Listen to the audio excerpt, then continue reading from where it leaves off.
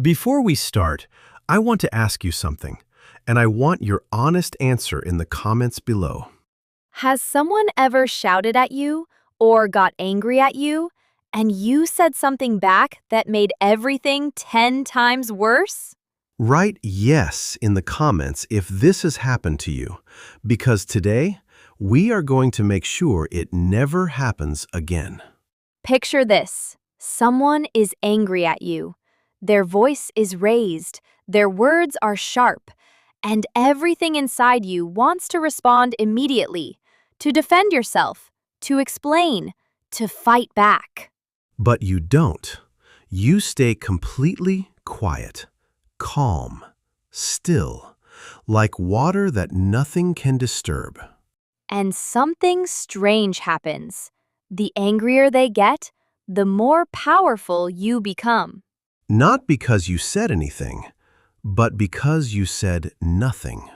And when their anger finally passes, you speak, clearly, calmly, with complete control. And suddenly, everything changes. Today, we teach you exactly how to do this, in English, in real life, in every difficult conversation you will ever face. Because staying calm when someone is angry, it is not weakness. It is the most powerful thing a human being can do. And today, you learn how. Hello, everyone. Welcome to Speak Unstoppable, the podcast where we help you speak English naturally and confidently through real, honest conversations. I'm John. And I'm Maria. So happy you're here with us today. This episode is for B1 to B2 learners, intermediate to upper intermediate level English. How are you feeling today, John? Honestly, peaceful, which is fitting, because today we are talking about exactly that, peace. How to keep it when everything around you is not peaceful. Same.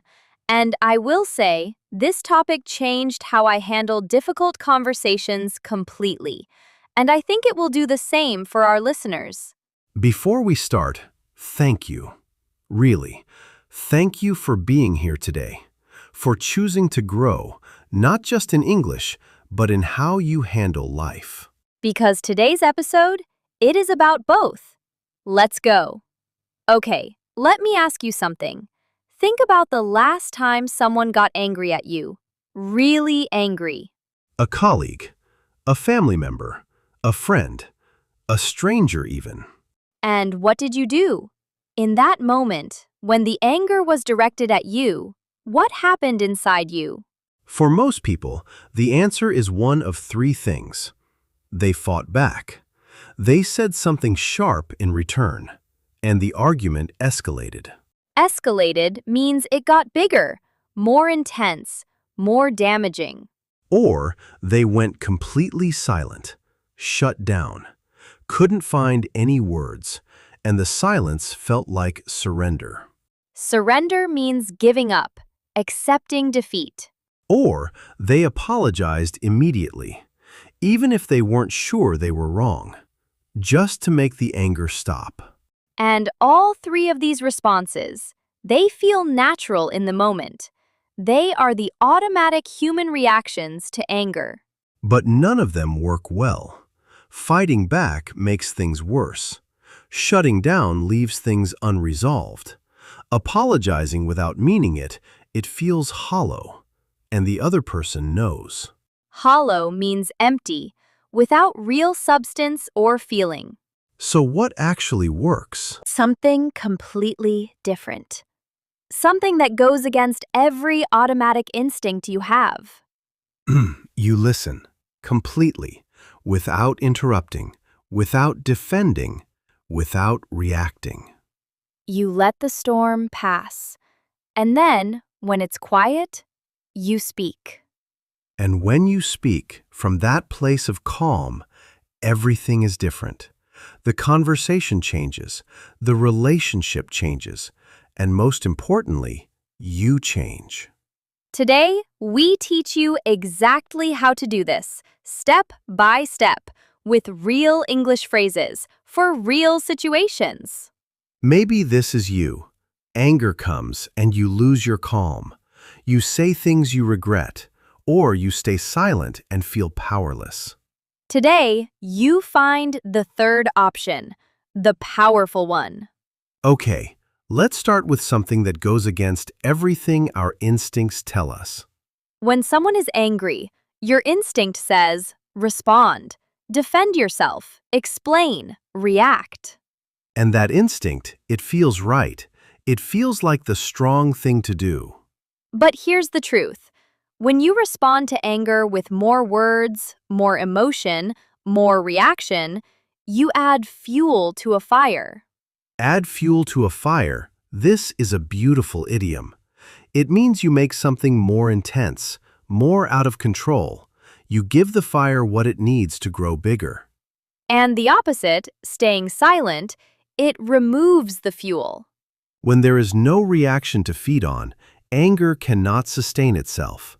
Sustain means to maintain, to keep going. Anger needs a reaction. It needs something to push against. When you take that away, the anger has nowhere to go, and it begins to fade. And here is something fascinating about this. When you stay calm while someone is angry, the contrast is powerful. Contrast means the difference between two things placed next to each other. Their energy is high and hot. Yours is low and cool. And that contrast, it makes the other person feel the difference, see the difference. And often, it makes them feel a little ashamed. Not because you said anything, but because your calm reflects their lack of control back to them. Let me tell you a story. A few years ago, I had a colleague who got very angry at me in a meeting, in front of everyone. What happened? He raised his voice. He blamed me for something. He was genuinely furious. And my first instinct was to fight back, to defend myself loudly and immediately. And what did you do instead? I took a breath, and I said nothing. I just looked at him, calmly, and waited. And? The room went quiet. He kept talking for a little longer, but without my reaction to feed on, his energy started to drop. Within 2 minutes, he stopped, and he looked almost embarrassed. And then? And then, when it was quiet, I spoke, slowly, calmly, and I addressed every single point he made, one by one. And how did the room react? They respected me, not because I shouted louder, but because I stayed controlled when he didn't. And that is the power of silence in the face of anger. It is not weakness. It is extraordinary strength. Maybe you know this feeling too. Someone got angry at you, and you reacted, and immediately you wished you hadn't. The next time, try silence first. Just silence, and see what happens. Okay, so we agree. Silence is powerful. But staying silent when someone is angry at you, that is genuinely difficult. Very difficult, because everything inside you wants to interrupt, to correct, to defend. So, how do you do it? How do you stay quiet when every instinct says, speak? 3 practical techniques, and these work. I have tested them personally. Tell us. Technique 1. Focus on understanding, not on responding. Most people, when someone is speaking, they are already preparing their response. While the other person is still talking, they are building their counter-argument. Counter-argument means the argument you will use to fight back. And when you're building your counter-argument, you're not really listening. You're just waiting for your turn. And the other person feels this. They feel like you're not hearing them, and it makes them angrier. So instead, actually listen. Forget the response. Forget defending yourself. Just understand what they are saying. What are they really upset about? What is the real issue beneath the anger? Because anger is almost never just about the surface issue. There is always something deeper. Maybe they feel disrespected. Maybe they feel ignored. Maybe they feel afraid. And the anger is how those feelings come out. When you focus on understanding the real issue, two things happen. You actually hear something important, and your body relaxes because you're not in fight mode anymore. Technique 2. Use your body, not your words. While someone is angry, you don't need to speak, but your body can communicate that you are present, that you are listening, that you take them seriously. Maintain eye contact. Not aggressive eye contact, soft, steady eye contact. Nod slowly. Not enthusiastically, just slowly, to show you are following. Keep your posture open. Don't cross your arms. Don't lean away. Stay present in your body. These small physical signals, they communicate more than words. They say, I hear you. I'm not going anywhere. I'm not afraid of this. And when the angry person feels heard, genuinely heard, their energy starts to shift. Technique 3. The internal anchor.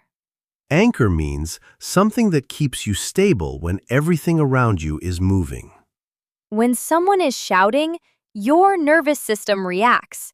Your heart beats faster. Your breathing becomes shallow. Your brain goes into survival mode. And from survival mode, it is very hard to think clearly, to stay calm, to choose your response wisely. So you need an internal anchor, something that keeps you grounded while the storm is happening around you. For some people, it's slow, deep breathing. One breath in, one breath out. Slow, while they're talking. For others, it's a simple thought. This is not about me. This is their emotion. I am safe. Or even simpler, I will speak when it is calm, not now. Just one anchor phrase that you return to inside your head whenever the impulse to react gets strong. Maybe you know this feeling too. Someone was angry, and inside you were fighting your own reaction, trying to stay calm, but not knowing how. Now you have the techniques. Use them. Okay, the storm has passed. The other person has finished. The room is quiet, and now it is your turn to speak. And this moment, if you use it well, it is where everything changes. Because you have waited, you have listened, you have stayed calm. And now, when you speak from a place of clarity and control. And the other person, they are now ready to hear you in a way they were not ready while they were angry. So what do you actually say? 3 scenarios and phrases for each. Scenario 1. They were angry, but their anger was justified. They had a real point, and honestly, you were wrong. And this is the scenario where most people struggle the most, because admitting you were wrong, especially after someone was harsh about it, it feels very difficult. Your ego says, why should I admit it after they spoke to me like that? But here is what your ego doesn't understand. Admitting you were wrong, genuinely, clearly, without defensiveness, it is one of the most powerful things a person can do. It takes more strength than fighting back, more courage than defending yourself. And it completely disarms the other person. Disarms means to remove someone's weapons. When you genuinely admit a mistake, there is nothing left to fight about. So the phrases for this scenario. You're right. I was wrong about that. I can see now why that upset you, and I'm sorry. Notice what this does. It confirms their point. It takes responsibility. It acknowledges their feeling, and it apologizes without over-explaining or making excuses. Short, clean, genuine. That is all it needs to be. Another phrase, I've been thinking about what you said, and honestly, you had a point. I should have handled that differently. I've been thinking, this is powerful because it shows you took them seriously. You didn't just wait for them to finish, you actually reflected. Scenario 2. They were angry, but you were not wrong. Their anger was directed at you, but the facts are on your side. This is the scenario where the temptation to respond immediately is strongest because you feel wrongly accused. And waiting, staying silent while being wrongly accused, that feels deeply unfair. It is. But here is why it's still worth it. When you respond in the heat of anger, even if you are completely right, your correctness gets lost in the emotion. Nobody can hear facts when they are feeling feelings. But when the emotion passes and you speak calmly, the facts land clearly, and they land with weight. The phrases for this scenario? I heard everything you said, and I want to respond because I think there are some things that need to be clarified. Clarified means made clear. This phrase is calm. It shows you listened, and it signals, I have something to say, and it is important. Then, one point at a time, slowly, clearly. When you said blank, I want to share what actually happened, because I think there may have been a misunderstanding. Misunderstanding means that one or both people had incorrect information or interpretation. Using misunderstanding is clever because it leaves room for them to have been wrong without you directly accusing them of being wrong. It keeps the door open. It reduces defensiveness, and it allows the truth to emerge without a new fight starting. Scenario 3. The anger was very strong, and you need a moment before you respond. This is perfectly normal. Sometimes, even after the storm passes, you need a few moments to gather your thoughts. And you can say so, honestly, calmly. I need a few minutes before I respond to this properly. I want to think before I speak. This phrase is remarkable because it shows maturity. It shows that you take the conversation seriously, and it buys you the time you need. Maybe you know this feeling too. Someone stopped being angry, and you wanted to respond, but you weren't ready. And you either said something too quickly or stayed silent too long. Now you have the phrases for every scenario. Okay, let's bring everything together. A complete toolkit of English phrases for handling anger calmly. These are phrases you can memorize, practice, and have ready for any difficult conversation. Category 1. Phrases to use while someone is still angry. I hear you. 2 words, but incredibly powerful. It doesn't mean you agree. It means, I am listening. I am present. You have my full attention. I understand this is really important to you. You're acknowledging the intensity of their feeling without adding to it. I want to hear everything you have to say. This invites them to finish. It signals, don't stop. I'm not going anywhere. I'm not afraid of this. Category 2. Phrases to use when the anger has passed and you're ready to speak. Now that we're both calm, I'd like to share my perspective. Perspective means your point of view, your way of seeing the situation. I want to address some of the things you mentioned because I think there are some important points to discuss. Thank you for sharing how you feel. Can I share mine now? Simple, respectful, equal. Category 3. Phrases for admitting you were wrong. You're right. I should have handled that differently. I made a mistake and I take full responsibility for that. I understand why you're upset, and you were right to bring this to me. Category 4. Phrases for defending yourself calmly when you were not wrong. I want to respectfully share a different version of events. I think there may have been a misunderstanding. Can I explain what happened from my side? I hear what you're saying, and I want to be honest with you about what I experienced. Category 5. Phrases for keeping the conversation from escalating again. I don't want to argue. I want to understand.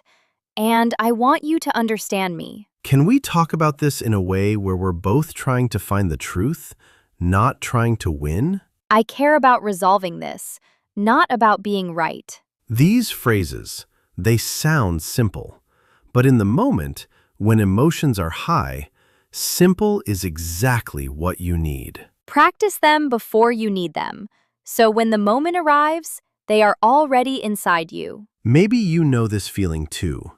You were in a difficult conversation, and you couldn't find the words. The right words were somewhere, but the emotion blocked them. Practice now, when it's calm. So when it's not calm, the words are there. Can I say something that I think is really important? Please. Staying calm when someone is angry, it is not just a communication skill. It is a life skill, a peace skill. What do you mean? When you can stay calm in the face of someone else's anger, something changes inside you, permanently.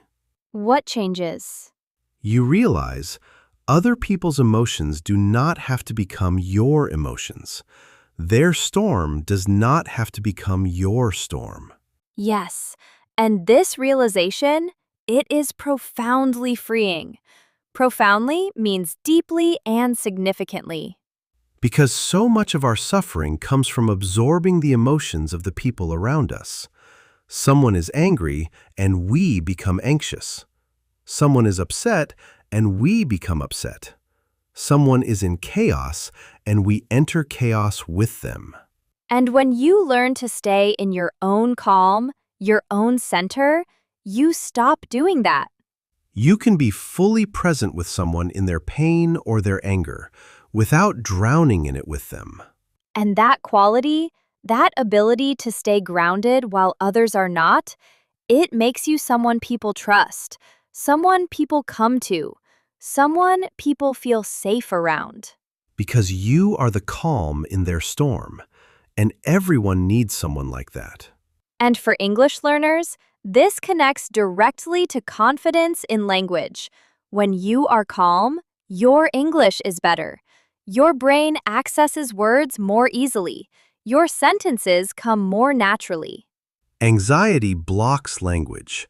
Calm unlocks it. So learning to stay calm in difficult conversations, it improves your English. And learning English gives you the tools to stay calm in difficult conversations. They feed each other. They grow each other. And together, they make you someone who can handle almost anything with grace, with clarity, with confidence. Remember this, you cannot control what other people feel, but you can always control what you do with what you feel. That is your power, and nobody can take it from you. Say it again. You cannot control what other people feel, but you can always control what you do with what you feel. That is your power, and nobody can take it from you. Your calm is your power. Protect it. Okay, everyone, let's slow down now. Word tour time. Key words from today. Say them with us. Word 1, escalate. This means to become more intense, more serious, more out of control. Example 1, when he responded with anger to anger, the argument escalated quickly. Example 2, using calm language de-escalates a tense situation. It brings the energy down instead of up. Don't escalate, de-escalate. That choice, made in 1 second, changes the entire conversation. Word 2, sustain. This means to maintain something over time, to keep it going. Example 1, anger cannot sustain itself without a reaction to feed on. Example 2, sustainable English practice means consistent, small efforts, not occasional big ones. Remove the fuel. Anger cannot sustain without it. Your silence is the most powerful thing you can offer. Word 3, Counter-argument. This means the argument you prepare to fight back with.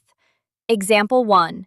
While she was still speaking, he was already building his counter-argument and missed her real point completely. Example 2. The best negotiators listen first and build their counter-argument only after they fully understand the other side. Stop building counter-arguments while people are speaking. Listen first. Really listen. The counter-argument, if needed, can come later. Word 4. Anchor. This means something that keeps you stable when everything around you is moving. Example 1. His breathing was his anchor. When anger came, he breathed slowly and stayed grounded. Example 2. Having an anchor phrase. Something you say to yourself in difficult moments keeps you centered. Find your anchor, something that keeps you in your calm center when the storm arrives. It will save you again and again. Word 5. Disarm. This means to remove someone's ability to fight, to take away the weapons of an argument. Example 1. Genuinely admitting she was wrong completely disarmed him. There was nothing left to argue about. Example 2. Kindness often disarms aggression more effectively than any clever argument.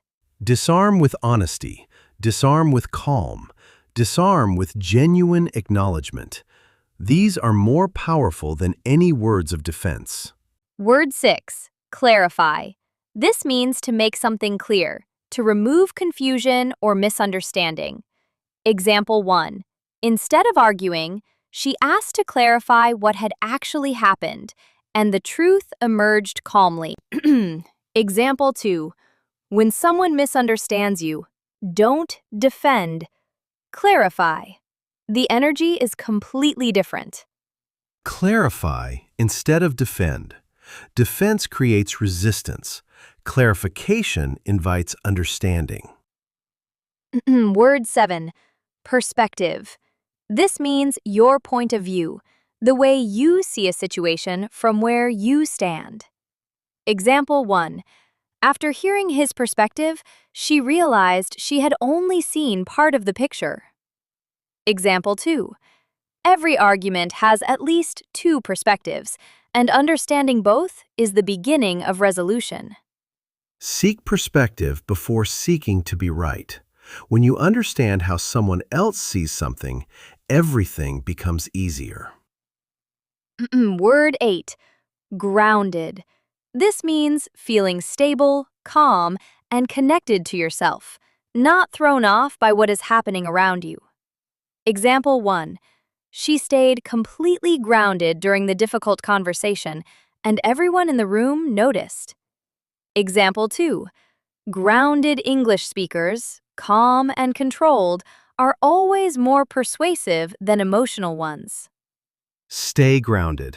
In difficult conversations, in English practice, in life. Groundedness is the this week. When any difficult moment arrives, even a small one, someone is rude, someone is impatient, someone is frustrated with you, of everything powerful. Okay, one thing to practice this week, just one. This week, when any difficult moment arrives, even a small one, someone is rude, someone is impatient, someone is frustrated with you. Before you respond, take one slow breath, just one, and ask yourself, do I need to respond right now, or can I wait? Just that pause, that one breath, that one question. It sounds small, but that pause, it is the difference between reaction and response, between losing control and keeping it. And here is your sentence template for today. Practice these two phrases out loud right now. Phrase 1. I hear you. Let me think about what you've said before I respond. Phrase 2. You're right. I should have handled that differently. I'm sorry. Say them now, out loud. I hear you. Let me think about what you've said before I respond. You're right. I should have handled that differently. I'm sorry. Again, with warmth, with calm, with meaning. I hear you. Let me think about what you've said before I respond. You're right. I should have handled that differently. I'm sorry. These two phrases, they cover almost every difficult conversation you will ever face. Use them and watch what changes. Okay, comment challenge time. And we have 2 questions today because this topic deserves 2 answers. Question 1. Tell us about a time when you stayed calm in a difficult conversation. What happened? How did it feel? Question 2. Tell us about a time when you wish you had stayed calm. What would you say differently today? Write your answers using these sentences. A time I stayed calm was blank, and what happened was blank. A time I wish I had stayed calm was blank. Today, I would say blank. Write in the comments, in English, honestly. Because sharing these moments, they help you process them, and they help someone else feel less alone in theirs. We read every single comment, every one. And today, we especially want to hear your real stories.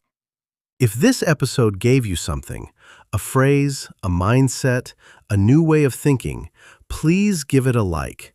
It really helps more people find us. And subscribe to Speak Unstoppable if you haven't yet. New episodes every week. Real conversations, real English, real life. Thank you for being here today. You came to learn English today, and you got something more. You got a tool that will change every difficult conversation you ever have. Your calm is your power. And nobody can take it from you. Bye, everyone! Bye.